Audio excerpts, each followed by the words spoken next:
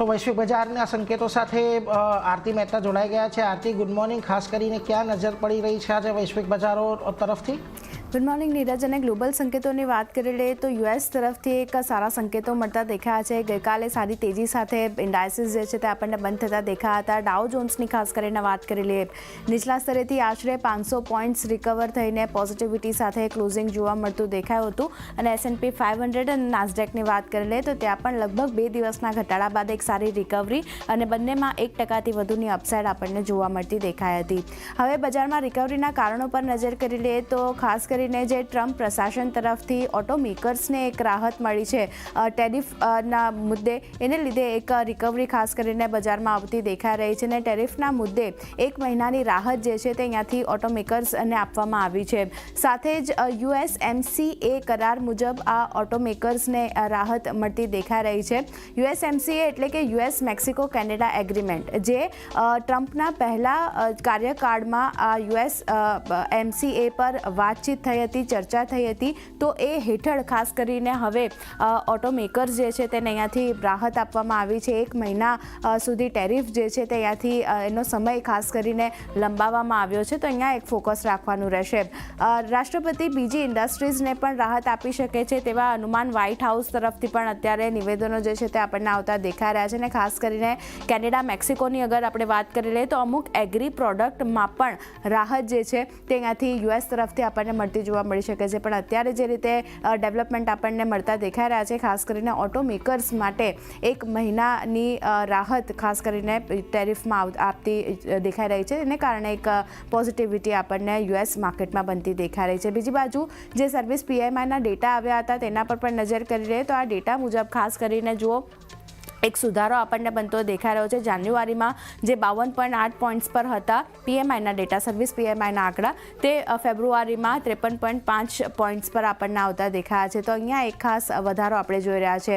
Private sector પેરોલની વાત કરી લઈએ તો ત્યાં એક ઘટાડો જોઈ રહ્યા છે। જાન્યુઆરીમાં જુઓ જે 186,000માં હતા તે 77,000માં આપણને ફેબ્રુઆરીમાં ઘટતા દેખાઈ રહ્યા છે, તો આ એક પેરોલ સેક્ટરના ડેટા થોડા ઘણા નબળા આવતા દેખાયા છે, પણ સર્વિસ PMIના ડેટા જે રીતે એક સપોર્ટિવ આવતા દેખાયા છે એને કારણે પણ પોઝિટિવિટી ખાસ કરીને US માર્કેટમાં આપણને આવતી દેખાઈ રહી છે।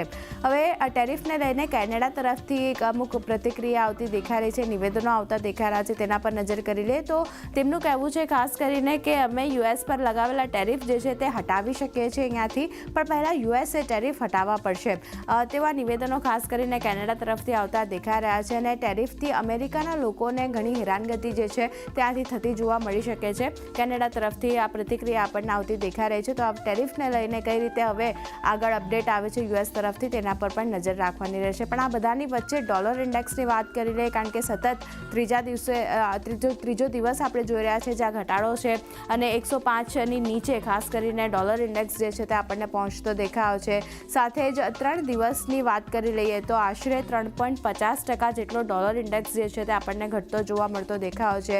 બીજી બાજુ રીઝનની વાત કરી લઈએ કેમ ડોલર ઘટી રહ્યો છે, તો જર્મની જે છે ખાસ કરીને ડિફેન્સ અને ઇન્ફ્રા પર સ્પેન્ડિંગ જે છે તે અહીંયાથી વધારશે તેવા અનુમાનો અને નિવેદનો ખાસ કરીને જર્મની તરફથી આવતા દેખાયા છે। અને આ જર્મનીના નિવેદનથી યુરોમાં ખાસ કરીને એક પોઝિટિવિટી આવતી દેખાઈ રહી છે, એને કારણે પણ ડોલર ઇન્ડેક્સ જે છે તે ઘટ્યો છે।